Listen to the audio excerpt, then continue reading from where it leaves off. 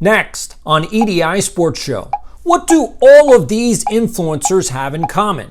That's what we're going to discuss on this week's episode. And don't click away because you don't want to miss the viewer comments at the end, because I have a YouTube hater who has a lot to say and you want to see what he said at the very end. That's all on this week's EDI Sports Show.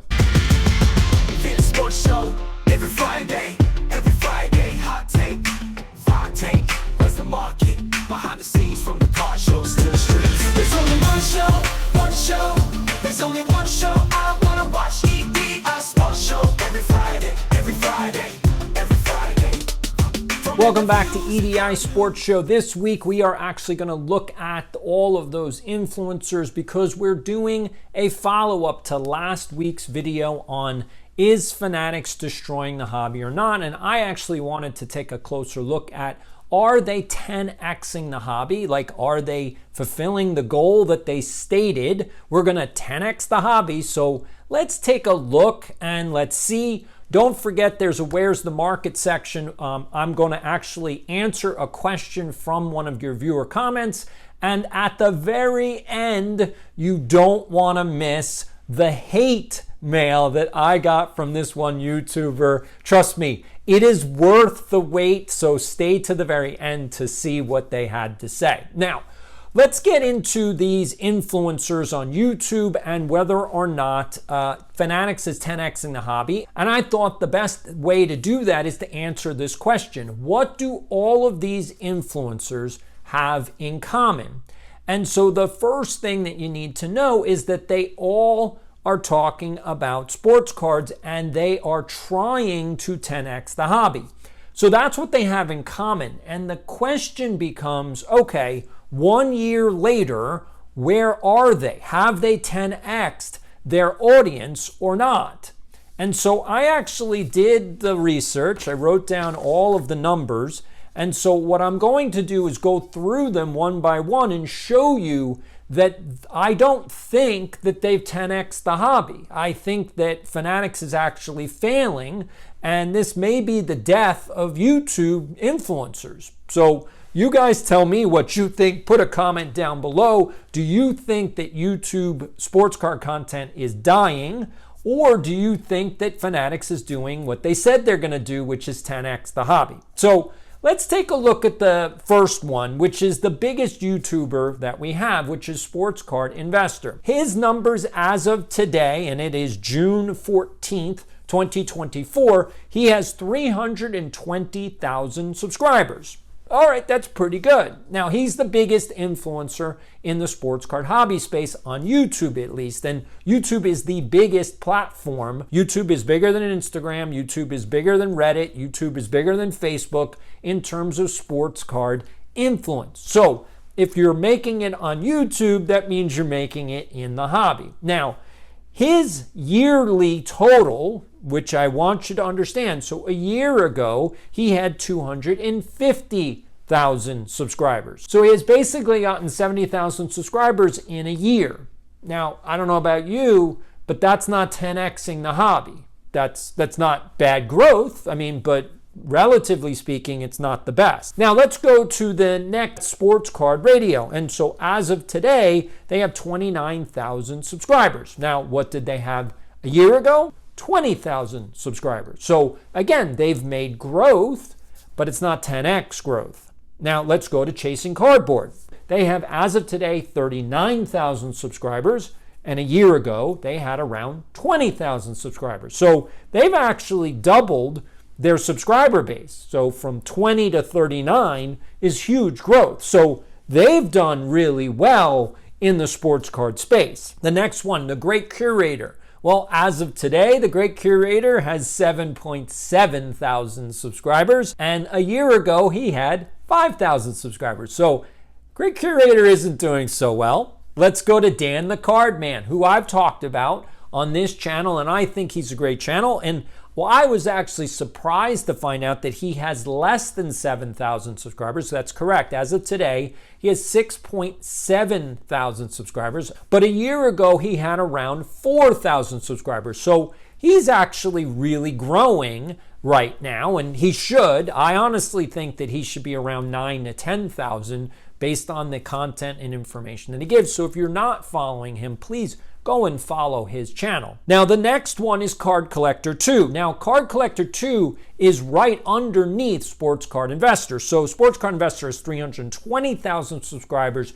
Card Collector 2 has 149,000 subscribers. A year ago, he had around 100,000 subscribers. So he's made 50,000 subscribers in a year. That's actually really growth compared to the fact that he was at 100. Now he's at 149. So he's doing really well. So whatever he's doing is working. Fanatics should probably take a page from him because Sportscard Investor, whatever he's doing is not really working.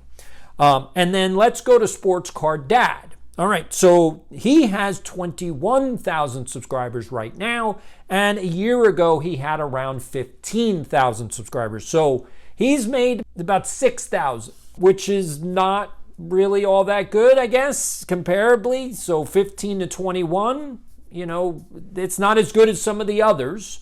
And then lastly, let's go to Trike Sports Cards, who I actually interviewed on this channel. And so as of right now, he has 30,000 subscribers. And a year ago, he had 15,000 subscribers. So Trike is also doing a really good job. He's doubled in a year in terms of growth. So again, that's really, really good. So the question becomes, is the death of the hobby? Like, is this just going nowhere? Because clearly some people on YouTube are doing really well and some people are not doing well. Yes, there's growth. Yeah, they're growing, but they're not really 10xing the growth. Like, why are not all of these influencers at 100,000 subscribers?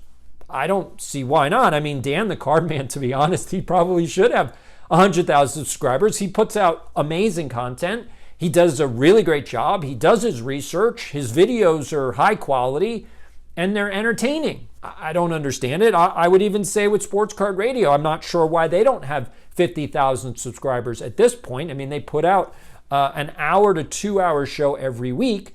I will say they're getting a little boring, but I mean, still, the information that they give is probably worth it to have it on your subscriber list. And I even talked about this on this channel, that you should be, as a sports card collector or investor, or whatever you want, if you want to know about the hobby, you should probably have 10 to 15 different YouTube channels on your subscriber list. So if you don't, you should be hitting subscribe on way more channels. I don't know why you're not. Don't be stingy with your subscribe button. Seriously. Just if you like a channel, hit subscribe. Don't wait, just hit subscribe. The way YouTube works, you actually need to subscribe because otherwise you will not find those videos. You're going to have to go to your subscriber list and actually watch these people because YouTube is not going to recommend the videos you want to watch. I know that doesn't make any sense, but it really doesn't make any sense. So I have 10 hours of bingeable content just on this show alone. So EDI Sports Show comes out every Friday. There is 10 hours of content that you can watch. Each different episode has way different topics that cover the hobby. And I don't do the same thing that Sportscard Radio does, that Sportscard Investor does, that Chasing Cardboard does, or even that Dan the Cardman does. I don't do what Dan the Cardman does. And I'm using him as an example because I think he does what he does really, really well. He covers the scams and the scam artists of the hobby. He really does a deep dive. I would actually love to talk to Dan the Cardman and tell him about the new drama, the crime drama that's going on in my own life, and the FBI is going to have to get involved. I was thinking about doing a video on it, but I want to get all my ducks in a row and I want to confirm some things. But there is an actual interstate, basically crime ring right now that is now involved one of the major resellers on eBay. So eBay's now been dragged into this whole crime drama. And so that's where I'm at. I would love to talk to Dan the Cardman and actually kind of tell him like, hey, This is what's going on since he covers these scams and scam artists so well. Anyway, that's what I think for this week in the hot take. I think that the hobby is not really growing at a 10x volume. I think it's growing very slowly, maybe 1x. As you can see from the growth of these YouTubers, I don't think there's a lot of eyeballs on sports cards anymore. I think those days are gone. And unless Fanatics has some kind of rabbit up its sleeve, I think that the hobby is going to be growing, but at a 1x margin, not at a 10x margin. All right, thanks for joining. Let's get to Where's the Market? I'm going to answer a YouTube question in that segment. Now it's time for Where's the Market?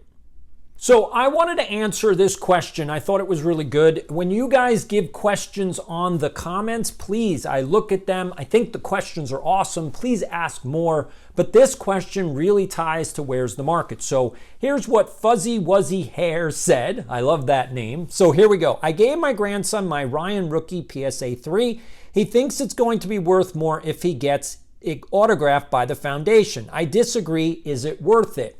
And this is a great question for Where's the Market, because what we're talking about is the value of cards. And I'm going to actually say that yes, it probably will be worth more if you can get it autographed. And the reason being is because Nolan Ryan is not a young man, which means that if you can get it signed right now, that it's going to be worth more in the future. The fact that it's already a PSA 3 means that it should probably grade a PSA 3 in the future, because obviously you have to crack it out of that slab in order to get it graded, and get it autographed. But I mean, there's a pretty good chance you'll get a PSA 3. I can't guarantee it. I'm just going to say that right now, God's honest truth.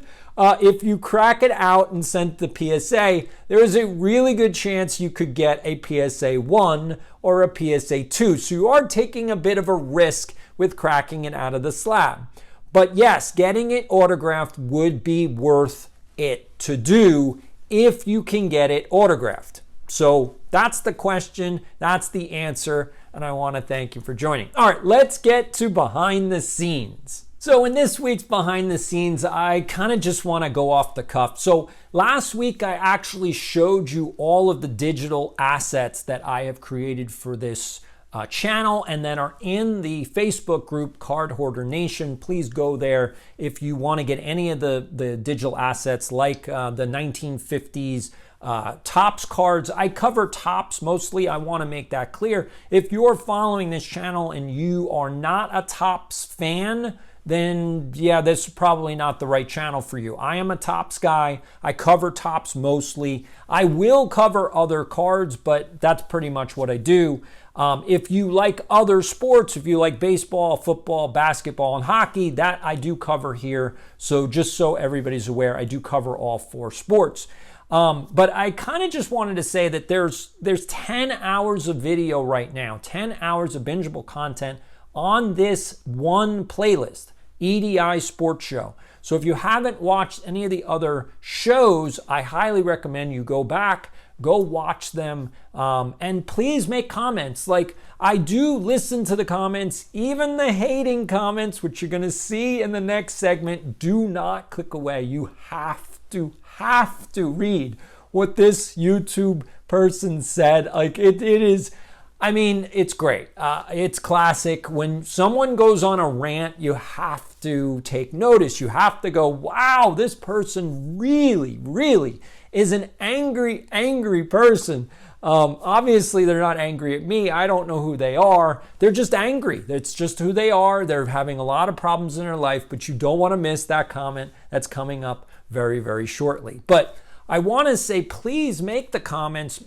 Your questions are really important. They help with this show because I want to be here to answer your questions. As you will see from the YouTube comment, they don't like that I have 40 years experience. They don't like it. There's not much you can do. I can't change that. I started when I started, and I'm this old now. It just kind of happens when you have 40 years experience.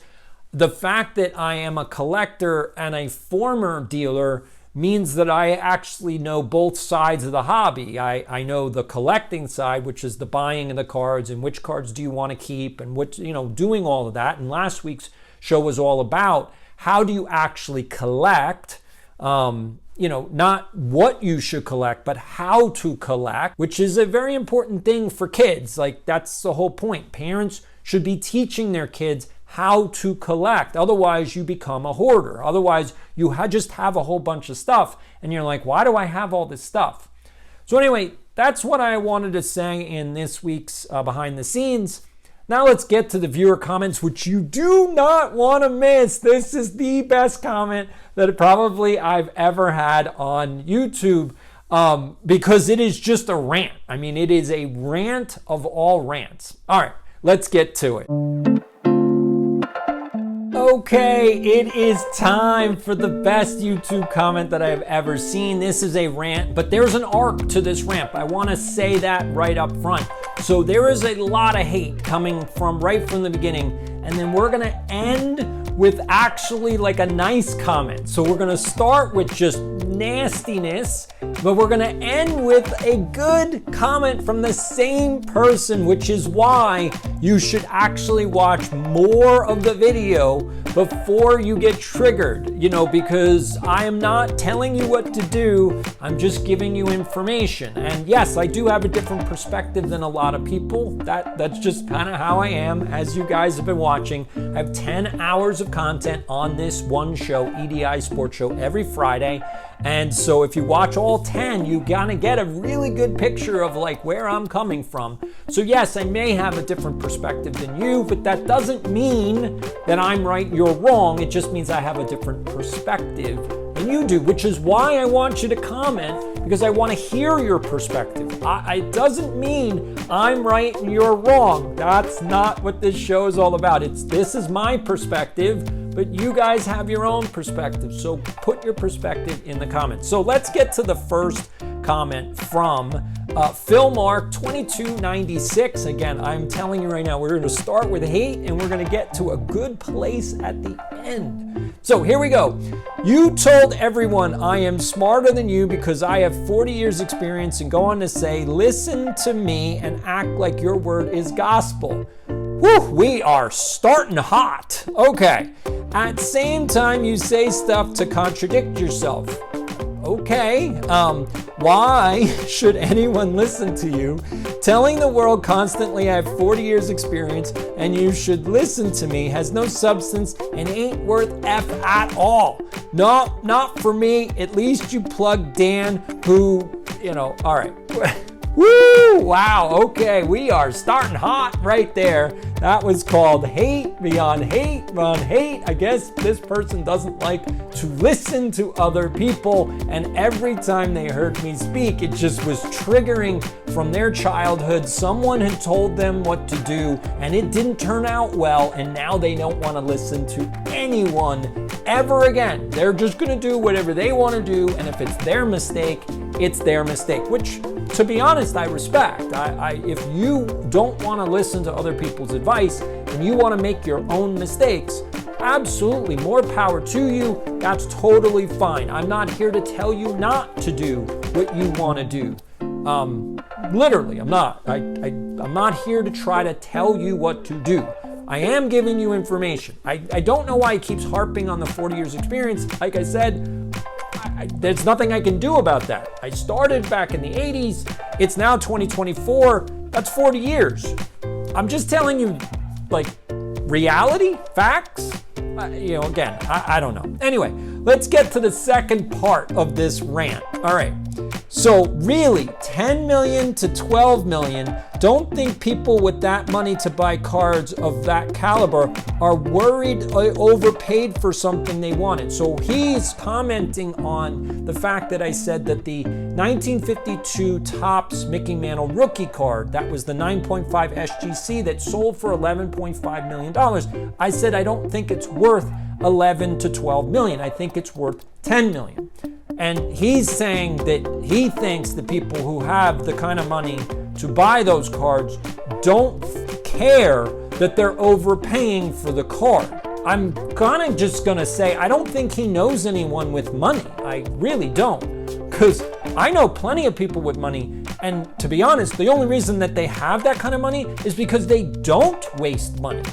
If you want to be a millionaire, the whole point is that you don't give away money for nothing. You get value back. That's how you become a millionaire.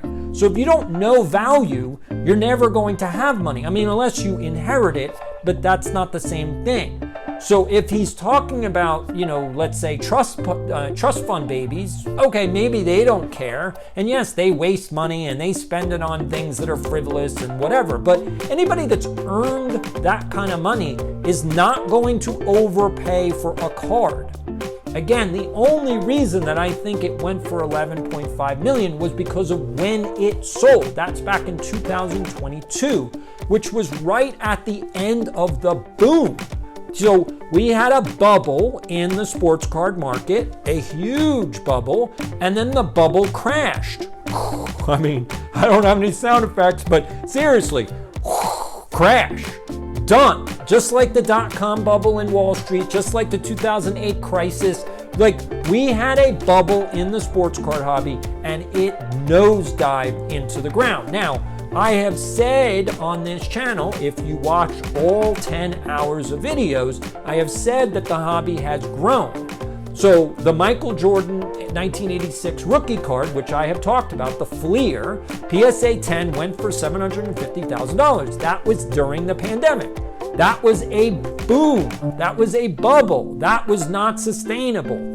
So what is the card worth right now? It's worth around $100,000. So if you pay anywhere from $90,000 to around $140,000, you're paying what it's worth.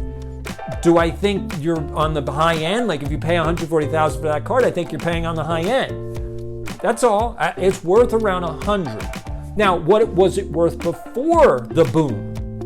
It was worth $40,000. I mean, those are facts. So if you look at $40,000 to $100,000, well, that's 2x growth. That's pretty good.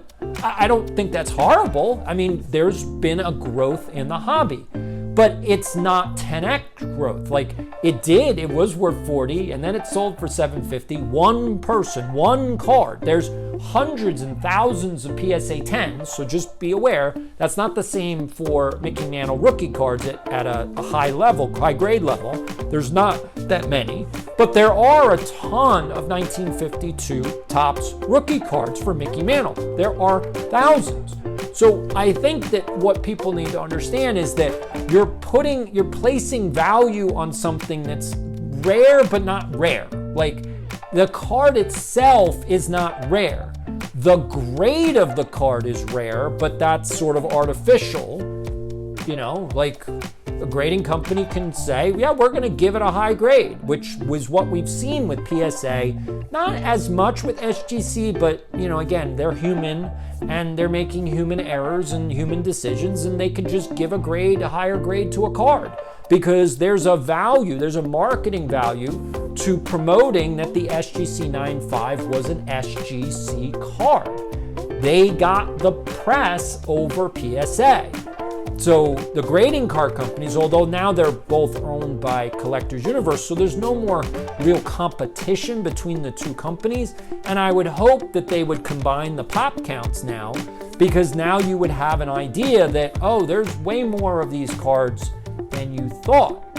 And so that's the piece, that's why the 1952 Topps Mickey Mantle card isn't worth $11.5 million. That's what it sold for because that's what the person wanted to pay. It's worth probably around $10 million.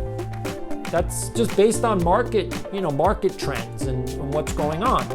So if you don't understand the market, which Philmark seems to not understand, that's why it's worth $10 million. All right, let's get to the third comment because this one is also good. Wow, one is a performance enhancer, the other is gambling. Do I really need to explain that? Gambling does not enhance your performance, duh.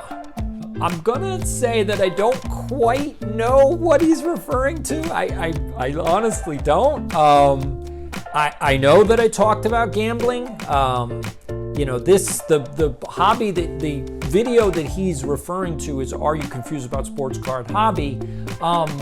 It is confusing. There's a lot of people that get into this hobby that get very confused very quickly. And the reason is because there's so many different sets and there's so many different parallels and autographs and different types of patches. There's real patches and then there's fake patches. And I mean, there's a lot that doesn't make any sense in the hobby. Like, unfortunately, there's just no real one path to be like, oh, I want to collect cards. Like, the sports card manufacturers have made base cards basically useless. I mean, that's a problem. Like, why are you printing useless cards? Like, back in the day, again, those base cards were not useless. They were part of the set. Now nobody wants the set because you could just go out and buy a complete set. So, I mean, if you're ripping packs, you're basically just throwing these cards away.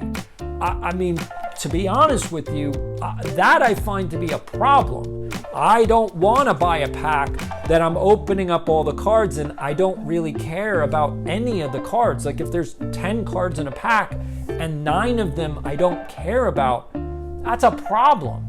I mean, sustainability, we're talking about 10xing the hobby. Well, you need sustainability to 10x it because you have to have growth. You need to track that growth and then make that the new level, that new foundation level, and then grow from there. That's not what Fanatics is doing. Fanatics is trying to basically bait and switch. So they're growing the hobby, everybody gets mad, and then they leave. And now they got to try to do it again. Okay, well, nope, they get mad, and then they leave. And I mean, that's not going to grow the hobby. I don't know if Philly Mark understands that. I don't know if he understands that. But you can't just, bait and switch people and expect them to come back. They want to get value. And that's what Las Vegas understands. So Las Vegas is all about gambling, but it's entertainment. They don't sell the gambling, they sell the entertainment. So they give you free drinks while you're playing. That's the entertainment value. So if you spend $100, $200, $300 on a slot machine, you're getting 2 drinks. Is 2 drinks worth $300? No, you could go buy 2 drinks for $30 and you'd still have a great time. But it's the entertainment value. These slot machines are now video games. You're pulling it or you're playing games or whatever. It's a video game. So you're getting time.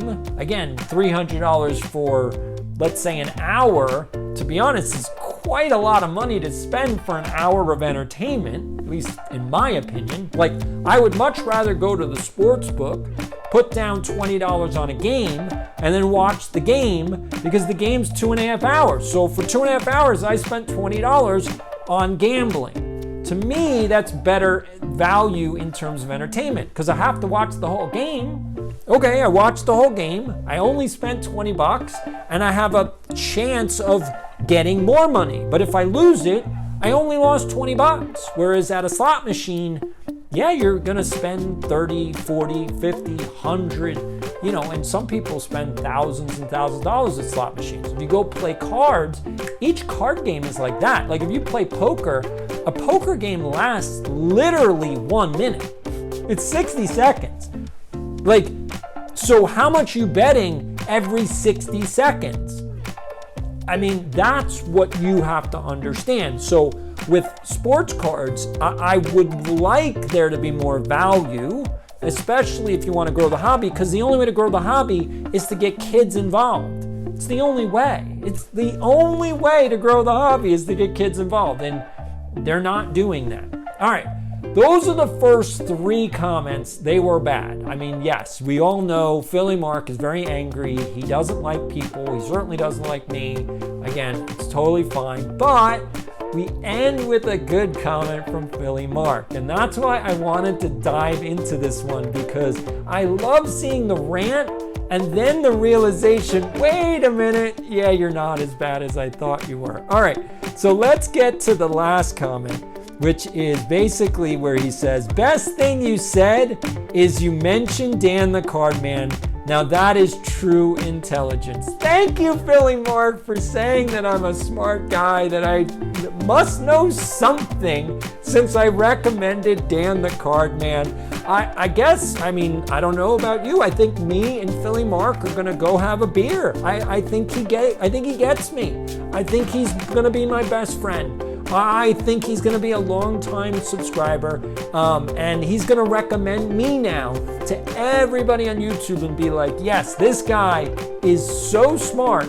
He recommends Dan the Card Man. So, yes, I love the comment from Philly Mark. Seriously, a lot of rants. If you want to do a rant, hey, be my guest. Put down a rant. But please end with something positive so I have something to go to, and I'll share it with the YouTube community. Again, I think it's great. I'm happy with this whole show and where we are. I'm fast approaching 2,000 subscribers on my channel, so in terms of where I am in the sports card space, so I'm hopefully getting closer to 2,000 subscribers. If you're not subscribed, please hit the subscribe button. I'm here every Friday. It's EDI Sports Show. Have a great weekend. There's only one show. There's only one show I wanna watch. EDI Sports Show every Friday. From interviews and card news to the sports behind the scenes, only one show covers the deeds. EDI Sports Show.